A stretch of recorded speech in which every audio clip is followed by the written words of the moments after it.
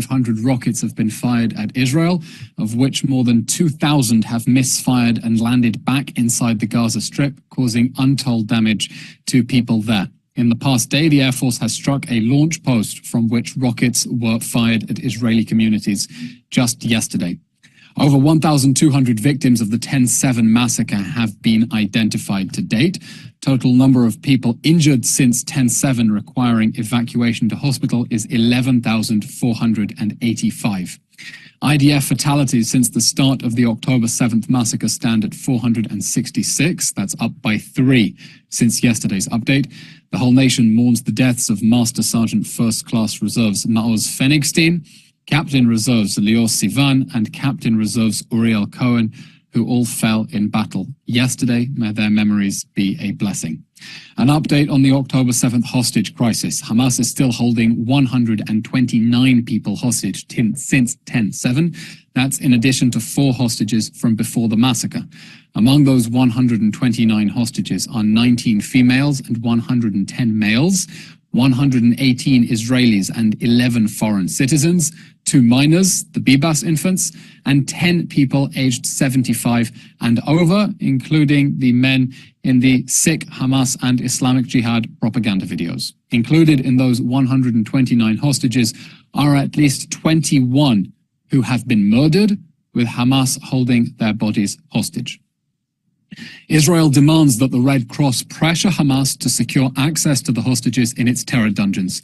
It's just not good enough to say that that won't work. As President Miriana Spoljaric told Prime Minister Netanyahu last week, the Red Cross must at least try, and foreign governments must hold it accountable for its gross negligence and this flagrant abandonment of our hostages.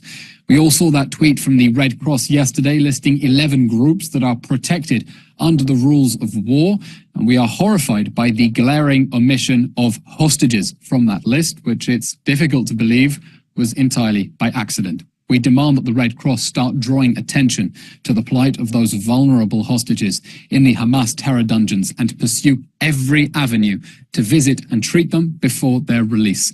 We remain committed to that pledge. No one left behind. Some operational updates. Israeli forces continue their targeted operations against Hamas terrorists and infrastructure as we dismantle the Hamas terror state. Since 10/7, we have uncovered approximately 1,500 Hamas terror tunnel shafts and tunnel routes in the Gaza Strip, most of them under schools, hospitals, mosques, and yes, even UN facilities. We are continuing our targeted raids to uncover Hamas weapons caches, exposing weapons production sites and a large storage facility in Al-Atatra and Jabalia. We are acting to thwart Hamas's despicable human shield strategy and its deliberate attempts to endanger civilians and evade justice after its crimes against humanity. Over the past day, the IDF has struck over 300 terror targets in Gaza. Troops have located a truck with long-range rockets in Jabalia, uncovered underground terror infrastructure in the homes of Hamas terrorists in Khan Yunis, and seized weapons at military command centers in that town too.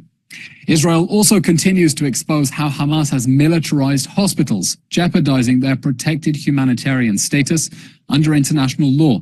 Yesterday, we revealed how the director of the Kamal Adwan Hospital in Jabalia confessed that Hamas had converted hospitals into military facilities and that he was in fact a high-ranking Hamas officer. This is the same Kamal Adwan Hospital from which dozens of Hamas terrorists surrendered last week with their weapons above their heads.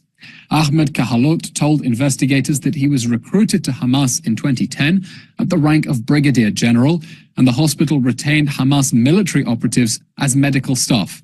Hospitals must be protected. They must be protected from Hamas. Unfortunately, too many international officials have been tacitly complicit with Hamas's crimes.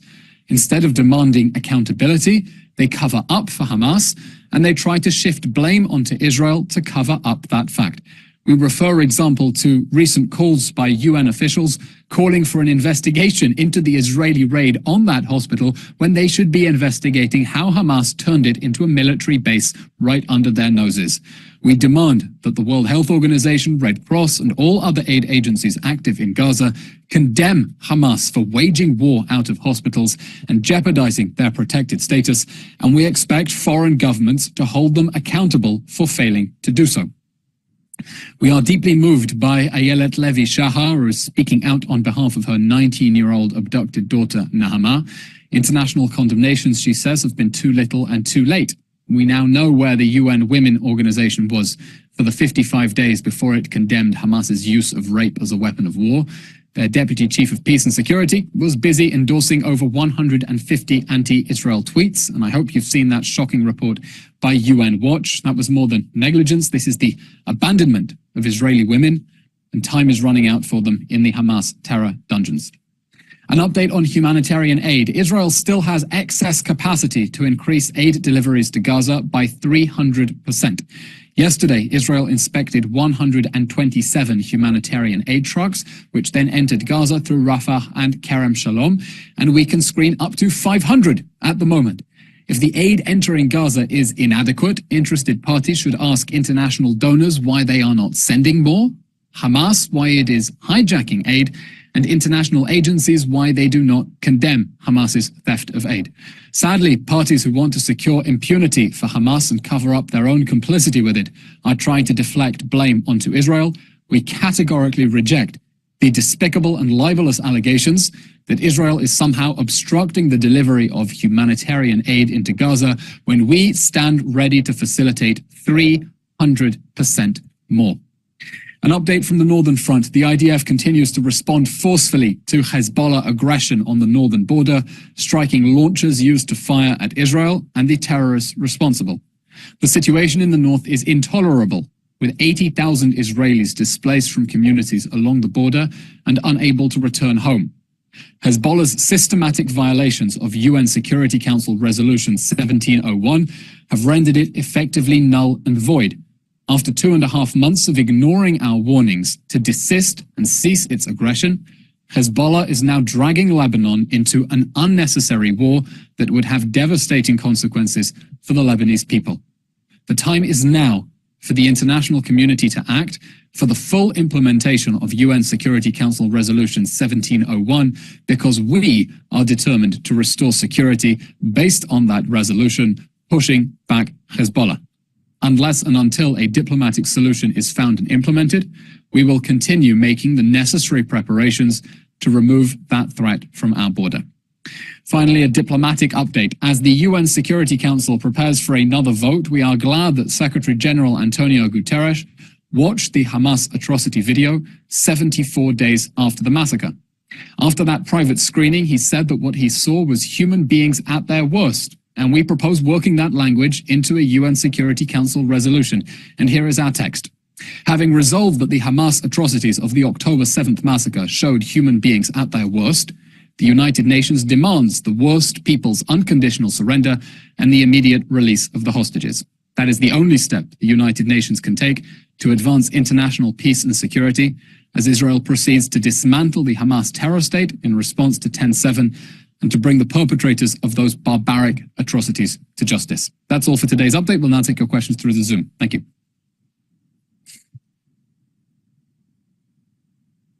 The first question is from Lior Soroka of The Washington Post.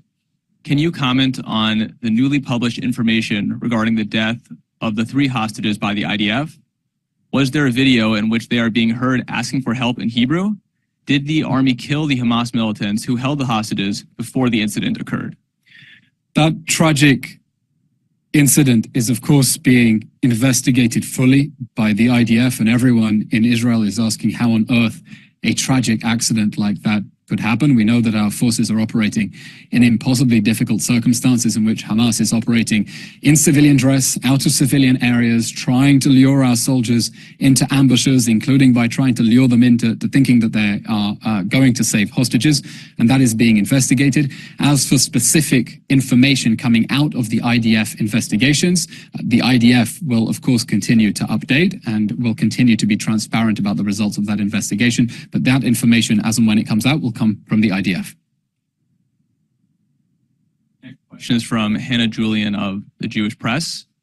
Foreign Minister Eli Cohen today said Israel is coordinating a maritime corridor from Cyprus to Gaza to facilitate future transfer of goods. Will the Kerem Shalom and Erez crossings be permanently closed? And when is this likely to take place, if so? Last week, Israel announced that the Kerem Shalom crossing would be opened temporarily as part of our understandings with the Americans, our American allies, to increase the flow of aid into Gaza. That's despite the fact that there is still excess capacity at the Nitzana crossing that is not being used, but we facilitated the use of the Kerem Shalom crossing temporarily. As part of those understandings, the United States has also undertaken to fund an upgrade of the Rafah crossing to ensure that in future all aid will be able to enter through Rafah and will not need to enter through Israeli crossings. The fact that aid is entering from Israeli territory, I'll remind you, means that Israel is going above and beyond its obligations under international law to allow humanitarian aid to reach the people of Gaza. There is no obligation under international law to allow one's own territory to be used to deliver supplies to enemy-held territory across a hostile frontier. Definitely no international precedent of that. We're going above and beyond our obligations as part of our diplomatic undertakings and concern for civilians in Gaza. But the plan is that the Kerem Shalom crossing will be open only temporarily. This is not a permanent solution as far as we are concerned. Is from Emily Rose of Reuters. Can we get an update on a potential hostage deal? Also, what is the expected hike in import prices from the disruption of incoming shipping to Israel? Emily, your first question on the hostages, I'm afraid I can't comment on sensitive negotiations that may be ongoing to secure the release of the hostages. These are sensitive issues with human lives in the balance, and the less we say, the better. We'll just remind you that Israel had hoped that the previous hostage release pause would continue.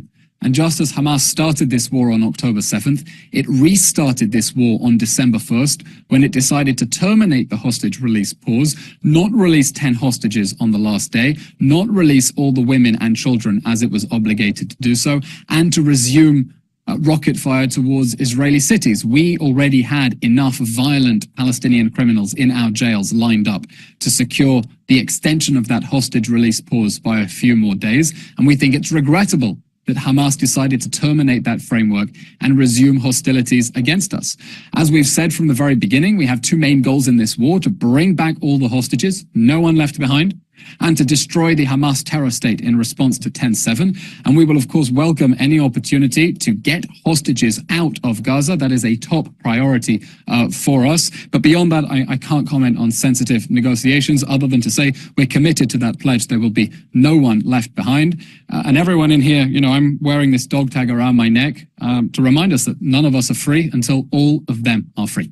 As for your question about the Houthi terror pirate threat, I have no immediate data about what the economic repercussions of that terror piracy would be. We, of course, welcome the international coalition of 10 navies to repel the Houthi terror pirate threat. This is a threat not just to Israel, but to global maritime trade, to the peace and security of international maritime routes. It is a global threat, and it is right that that be dealt with on a global level. And we thank our American allies for that forceful decision to secure freedom of navigation on the high seas. Is from Brian Peich of the Washington Post. Will Israel get involved in dealing with the Houthi attacks on Israeli-associated ships in the Red Sea, as the Israeli ambassador to Russia said it may? And is Israel prepared to mitigate any economic impacts from the shipping delays? And does it have a response to Malaysia banning any Israeli-associated ships docking at its ports?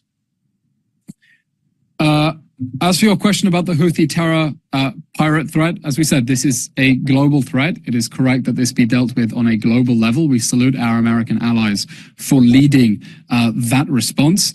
As for specific Houthi attacks on us, and we've seen missile fire as well, that is a threat that will be addressed. Beyond that, I cannot elaborate other than to say that threat will be addressed, and we stand shoulder to shoulder with our American allies and foreign allies, treating that as a global threat. As for your specific question about Malaysia, I don't have any immediate information at hand. Not surprising, given that Malaysia has no diplomatic relations with Israel and has been known for a while as a very fervent hotspot of anti-Semitism, very virulent anti-Semitism, in fact. And we think that all nations concerned for international peace and security and the peace of global maritime trade should stand up to the Houthi terror pirate threat and should not be collaborating or lending a hand with attempts to obstruct freedom of navigation on the high seas. Okay, that's all the questions we have today. We will update you about the timing of the next briefing. Everyone, keep safe. Thank you very much.